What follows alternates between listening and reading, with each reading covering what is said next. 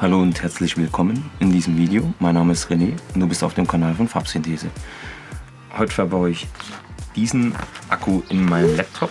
Der alte Akku ist neulich auf verwunderliche Weise doppelt so dick angeschwollen, also wahrscheinlich wäre als nächstes explodiert oder auf alle Fälle kaputt gegangen.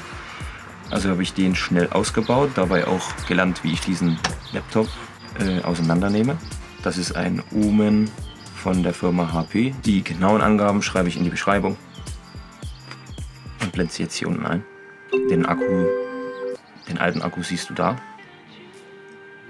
Der ist in etwa doppelt so dick und hat das ganze Chassis verformt, deswegen ist es mir überhaupt nur aufgefallen. Ja, jetzt ist der neu gekommen. Den packe ich jetzt an dieser Stelle erstmal aus. Was du brauchst an Werkzeug, eigentlich um da ranzukommen, ist den Kreuz, wobei der nur an 4 Stellen eigentlich nutzt. Dann brauchst du so etwas kleineres, wenn es geht, vielleicht auch isoliertes Werkzeug. So Uhrmacherwerkzeug muss es nicht unbedingt sein, aber sowas dazwischen. Und am besten Kunststoff isoliert, weil wenn man innen drin an gewisse Dinge kommt, kann man trotzdem Stromschlag bekommen. Transistoren, Kondensatoren. Man weiß ja nie. So. Und was brauchst du noch? Ich nehme ein Plektrum, aber man kann auch sich so ein Handy-Set kaufen, so ein Handy-Demontage-Set. Da sind jede Menge Dinge drin. Unter anderem eben auch was zum Chassis aufhebeln. Aber bei mir hat das Plektrum am besten funktioniert. Die sind in den Sets drin. Zum Handy aufmachen und zum Laptop aufmachen. Also erstmal packe ich das Ding jetzt mal aus. Zum Glück steht im Laptop auf jedem Bauteil die Seriennummer bzw. Bezeichnung, was man quasi zum Austauschen braucht. Das hat es ziemlich einfach gemacht, das Teil nachzubestellen. Allerdings hat es fast 80 € gekostet. So schaut der neue Akku aus. Und jetzt nehmen wir den Rechner auseinander. Dazu wird er umgedreht. Und dann gibt es ganz viele Stellen, wo aufgeschraubt wird. Als erstes hier, das ist die Serviceklappe, da kann man normalerweise die RAMs sogar tauschen.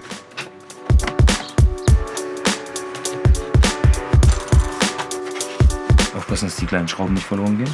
Das sind jetzt die RAM, kann man technisch gesehen von hier aus tauschen. Aber wir müssen hier auch noch eine Schraube öffnen, das ist zwar die.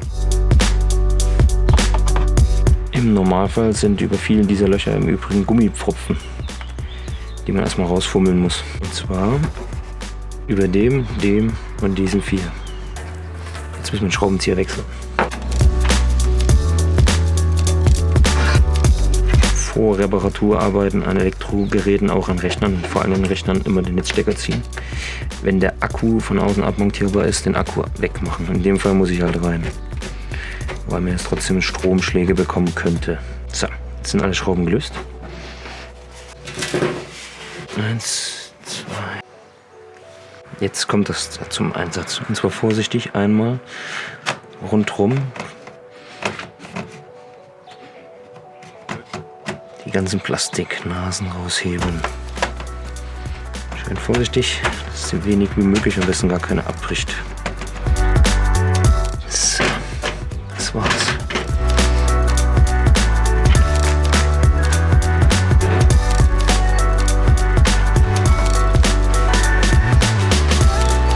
Das ist die Festplatte, Lüftung und hier war der alte Akku.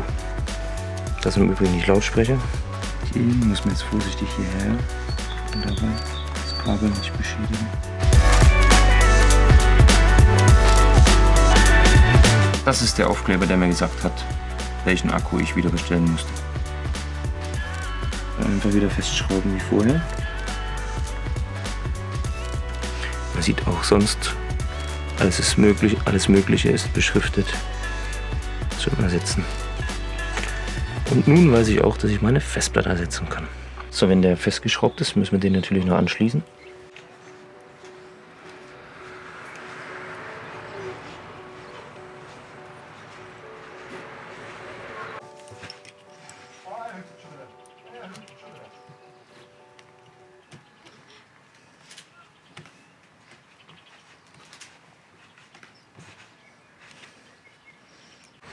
Die Kabel müssen hier liegen, das muss da.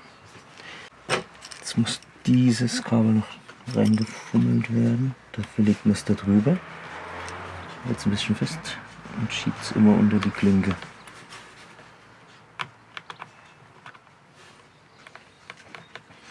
Dann kann es nicht wackeln. Nochmal schauen, ob alles noch da ist, wo es hingehört. Das ist fest. Die sind alle noch da.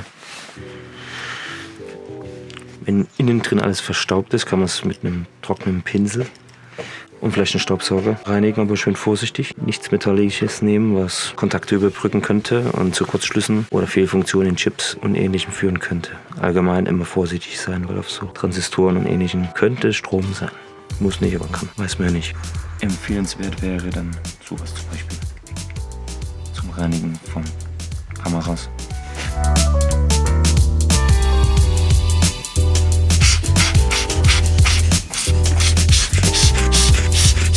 Sieht man richtig den Staub rausfliegen. Staubfreie Kühlung ist eine bessere Kühlung. Obendrein leitet Staub leicht Strom und kann zu Fehlfunktionen führen.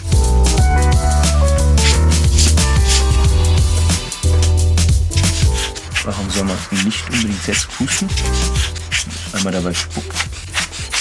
Das kann auch zu Kurzschlüssen oder Fehlfunktionen führen. Aber so ein Blasebalg ist auch Gold wert. Prinzipiell werden sich die Rechner vielleicht unterscheiden, aber im Großen und Ganzen kann man diese Vorgehensweise bei jedem Laptop anwenden. Vorsichtig die Schrauben suchen, lösen und dann das Chassis öffnen. Meistens muss man das mittlerweile mit diesem Hitz machen, um diese Klammern zu lösen. Sobald man auf Widerstand stößt, innehalten, gucken, ob man nicht eine Schraube vergessen hat. Weil wenn man bei Kunststoff zu arg zieht, bricht ab und dann ist es rum. Also langsam rangehen und auch vorsichtig, möglichst kontaktfrei und immer stromfrei arbeiten. Jetzt schließe ich den wieder und dann hoffe ich mal, dass alles funktioniert hat. Schauen, ob es eine Einklickrichtung gibt. Manchmal ist es so. Ist mir nicht aufgefallen. Und vorsichtig andrücken. Schön auf die Durchmesser und Länge der Schrauben achten. Notfalls kann man sich auch sowas vorsortieren beim Demontieren. Wenn man sich nicht sicher ist, legt man die Schrauben an unterschiedliche Orte.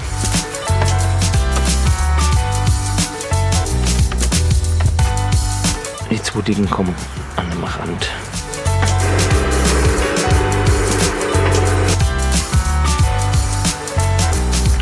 Schauen, ob alle Plastiknasen eingerastet haben. Wenn alles passt, dann kann ich bei meinem Laptop jetzt wieder diese Gummifropfen, die ich am Anfang genannt habe, wieder reinmachen. Wenn ich Glück habe, funktioniert er jetzt auch. Das war's schon. Bei Fragen schreibt sie in die Kommentare. Wenn ihr ein Abo da lasst, wäre cool. Und dann sehen wir uns im nächsten Video wieder. Macht's gut.